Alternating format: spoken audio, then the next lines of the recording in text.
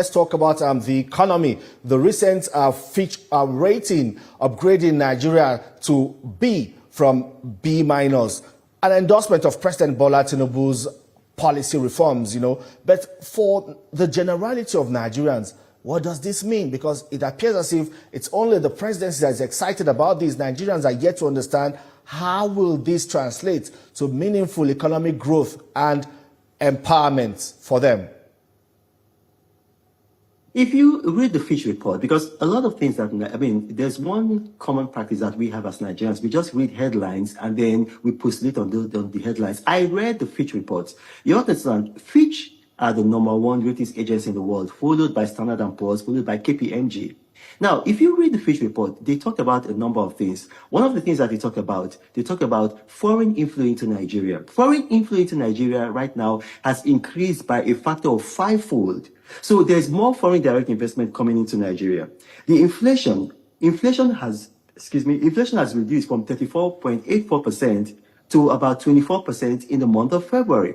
They also talked about reforms of the administration. They talk about the removal of subsidy. They talk about the flotation of the naira. These things are spurring in more local production. That's why we are seeing that Nigeria is now exporting more. So for the first time listen to this, in 50 years, we've had record-breaking trade surpluses, whereby we are importing less than we are exporting. So we are exporting more goods to other countries than we are importing. And this is very good because it's making sure that our naira is flowing within Nigeria and then foreign currency is actually flowing in Nigeria.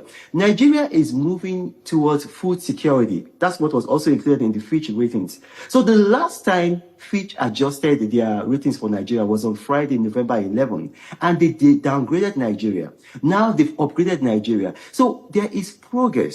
The reforms of the Tinubu administration are actually working. And I think it was Peter Obi who was saying that, it's making sure that our naira is flowing within Nigeria and then foreign currency is actually flowing in Nigeria. Nigeria is moving towards food security. That's what was also included in the Fitch ratings. So the last time Fitch adjusted their ratings for Nigeria was on Friday, November 11, and they downgraded Nigeria. Now they've upgraded Nigeria. So there is progress. The reforms of the Tinubu administration are actually working. And I think it was Peter Obi who was saying that, our economy had collapsed. I'm going to ask Nigerians, between Peter Obi and Fitch ratings, who are you going to believe? Peter Obi did not give any empirical data. What he said is that people who used to feed are now begging.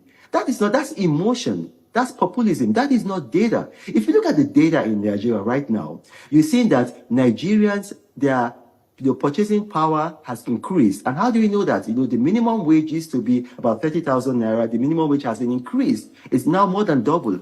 States are now receiving sometimes triple what they used to get from the federal allocation. I'm going to mention a state like Anambra State, where Peter Obi is from. Anambra State is almost receiving triple what they used to receive from the federal allocation. If you look at a state like Lagos State, for instance, now you've seen that local government autonomy is now working in Lagos State. I was talking about it on Twitter, it went viral, and the local government chairman actually came and thanked me. A local government in Lagos is actually building a 300-unit housing estate. Yeah. They built 12 schools. They built a big office complex. That's because local government autonomy is now making sure that allocation is going down to the local government. So we are seeing that the reforms in Nigeria are working. All right, then.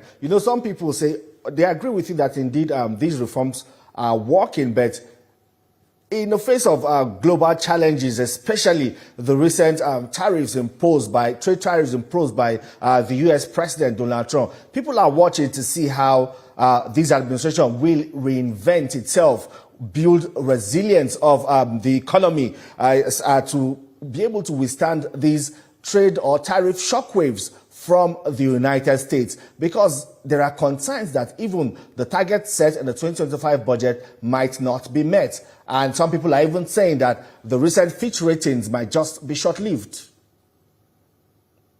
Well, that doesn't make sense, because if you look at what happened, immediately President Trump announced a cooling of the tariffs for 90 days. What happened? The price of oil went up.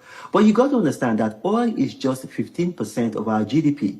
So Nigeria is a very unique country in the fact that because of reforms, not just by this administration, beginning from the Babangida administration, about 85% of our GDP is in the hands of the private sector. And when you're looking at that, now if you look at what's happening in a state like Lagos, before the Bola Tinubu administration came in, Lagos had an economy of $100 billion GDP.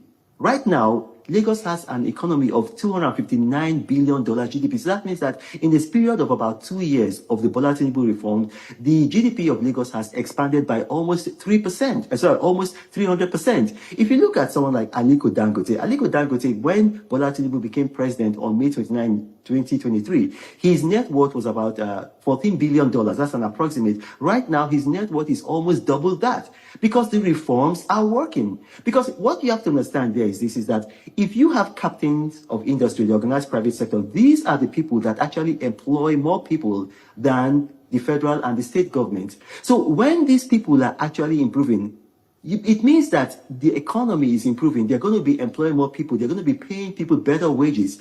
I'll give you another example. Peter Obi, who was talking about, the economy has collapsed. He has interest in the bank. Now, because of my relationship with some people in that bank, I'm not going to mention the name of that bank, but that bank has seen their profit before tax increase by about 300%. So even because of Bola Tinubu's reforms, more money is going into Peter Obi's pockets. So we need to look at data. We can't look at emotions. Anybody can just wake up and say, I'm suffering. No. We're not good. Those are emotions. We can only work with data. And the reason why it's important for these governments to rebut some of these things that people like Peter Obi are saying is because if you don't rebut fallacies today, tomorrow they become facts. All right, then. I know you've also been watching and seeing the intense effort by people in the opposition to coalesce with the singular purpose of unseating President Bola Tinubu in 2027.